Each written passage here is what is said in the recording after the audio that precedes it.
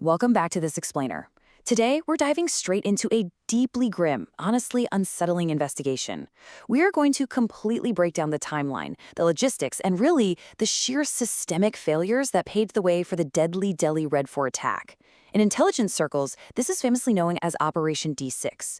We'll be relying entirely on the hard data, the timelines, and the evidence to figure out exactly how this catastrophe happened. All right, let's get right into it. Because here is the question that sits at the absolute core of this whole story. How on earth do brilliant, top-tier medical students, people who literally dedicated their academic lives to saving people, turn around and orchestrate one of the most devastating terror events in recent history? It's a jarring paradox, right? And to understand it, we really have to follow the evidence back to where it all began. Section 1. Doctors turned terrorists, the academic elite behind the plot. The mastermind behind this whole plot was a man named Amar Anabi. He was born in Pulwama, which is actually known locally as the Village of Doctors, simply because practically every household there produces medical professionals. In Amar's life, it was defined by this unbelievable, stark contrast. On one side, you have undeniable academic brilliance. We're talking state rank 28 in his medical entrance exams and rank 1 in the entire state for the Jammu and Kashmir Public Service Commission exams while getting his MD. But while he was busy topping state boards, he was simultaneously living this covert, radicalized double life, making deep connections with terror outfits like Jaish-e-Mohammed and Ansar Ghazwatul Hind. So you gotta wonder, how does a top medical student actually make that kind of leap? Well, he didn't do it in a vacuum. The evidence points straight to corrupted staff members at Government Medical College in Srinagar, who basically exploited his underlying anti-India sentiments. You have Irfan Ahmad, a paramedical staffer, who is secretly a key recruiter for Pakistani terror groups. And then there's Nassar al-Hassan, a professor who actively brainwashed his students. They used heavily encrypted apps and a specific Telegram channel called Kafla-e-Garaba to slowly reel Umar and others, like his accomplice Muzamil, right into their network. Section 2. The Corrupt Command Center, Al-Falah University. Okay, so to pull off a massive attack in the capital, these guys needed a safe base of operations, and they found it at Al-Falah University in Faridabad, Haryana. Now, this place was practically built on a foundation of fraud. Back in 1991, the founder ran a 7.5 crore rupee chit fund scam. By 1995, they set up the university trust using fake death certificates just to buy cheap land. Fast forward to 2015 and 2016, they're claiming millions in fake government funds. It was this deeply ingrained systemic corruption that created the absolute perfect blind spot for intelligence agencies. I mean, in 2021, Umar and his radicalized team were hired there as doctors without even having to provide the mandatory no-objection certificates. To put that into perspective, the scale of this fraud was just massive. Using shell companies and over 100 totally fake patient files, an incredible 45 crore rupees were siphoned off. And why does that matter for our explainer? Because this chaotic, completely unregulated environment gave these terrorists their perfect cover. They got night shifts, totally unrestricted movement, and terrifyingly, the ability to secretly steal highly volatile materials right out of the university's chemistry labs. Section 3. Plotting Operation D6, from Turkey to Faridabad. So to actually learn how to pull this off, Umar and his accomplices traveled to Turkey. They spent 20 days there under a handler, getting intensive training on how to operate drones and build improvised explosive devices. But international travel and terror plots take serious cash, specifically about 2.6 million rupees, or 26 lakhs. To avoid triggering any red flags with intelligence agencies who monitor international money transfers, they just completely bypassed the financial system. They crowdfunded the exact amount internally.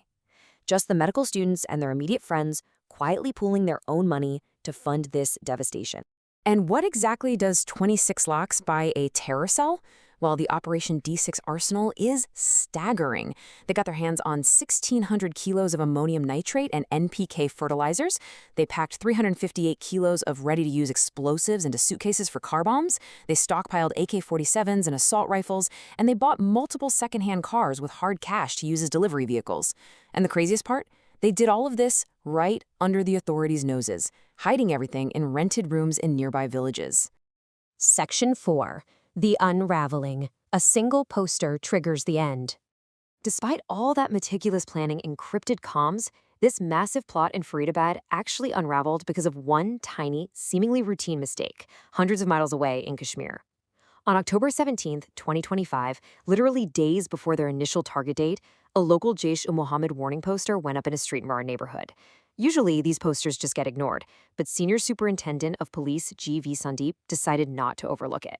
He immediately launched an inquiry, pulled the local CCTV, and identified the boys who hung the poster. And that single thread pulled the whole sweater apart. Things moved incredibly fast from here. Arresting those local boys led the police straight to Irfan, that same paramedical recruiter from Umar's college. During interrogation, Irfan completely broke and spilled the details of the Faridabad plot. On October 30th, Jammu and Kashmir police teamed up with Haryana police and raided Al-Falah University. They arrested Muzammil almost immediately, grabbing his laptops and diaries. Their command center was completely breached. And when they heard the news, Umar and his core guys violently scattered. Section 5. The ticking clock. Umar's desperate final days. So, with his network collapsing all around him, Umar frantically flees the campus in a second-hand white Hyundai i20. And reality sets in fast. For 9 agonizing days, he hides out in this tiny 10 by 14-foot rented room in New. The source documents paint a genuinely horrific picture. He was so utterly terrified of the massive police manhunt outside that he refused to leave the room for food, to shower, or even to use a toilet. It is a sharp, tragic, and frankly pathetic fall from grace for a guy once celebrated as a medical prodigy. But you can't hide forever. Umar's final 24 hours were just this frantic, accelerated blur. At 11 p.m. on November 9th, he finally bolts from that squalid room. By 1:01 a.m., CCTV catches him failing to withdraw cash from an ATM, so he has to go find another one. He basically drives through the night, roaming Delhi aimlessly, until about 2:34 p.m. the next day, when he briefly stops at a mosque near Turkmen Gate. Less than an hour later, at 3:29 p.m., Umar makes his final, chilling calculation. He drives right into the Sunerhi Masjid parking lot. Now, because it was a Monday, the Red Fort nearby was closed, which meant the lot was practically empty. And for 3 uninterrupted hours, sitting completely alone in his Hyundai i20, this former medical student meticulously assembled an explosive device. Section 6. The final strike. 6:52 p.m. at the Red Fort. At roughly 6:28 p.m., he drove his vehicle toward the Red Fort metro station, just waiting for the traffic signal to turn red so a crowd would gather around him. The catastrophic moment arrived exactly at 6:52 p.m. The blast completely ripped through the intersection, and the toll was just devastating. 15 innocent lives were lost in the explosion, and over 20 more people were left severely injured. It's a brutal, stark reminder of the very human cost of this radicalized operation. The fallout was immediate, and investigative agencies moved with incredible speed. Umar's accomplice, Shaheen, was arrested in Lucknow while literally trying to flee to Dubai. That massive 358-kilogram stash of car explosives hidden out in the village rooms, that was entirely recovered, thank goodness, preventing untold further destruction. And ultimately, forensic teams went back to Umar's childhood home in the village of Doctors to collect family DNA, which definitively confirmed his identity in the wreckage. Which really brings us to the core takeaway of this whole explainer. We have to ask, how does a terror plot of this magnitude thrive in plain sight, entirely sheltered by our higher education system? We've looked at the data, we've walked through the timelines, and we've seen the blind spots. The systemic loopholes that literally allowed top-tier doctors to build an arsenal in a university lab are terrifying. It's an incredibly unnerving reality that demands our attention, and it forces us to question the very safeguards we trust every day. Thank you so much for joining me for this explainer. Keep questioning, keep analyzing, and I'll catch you in the next one.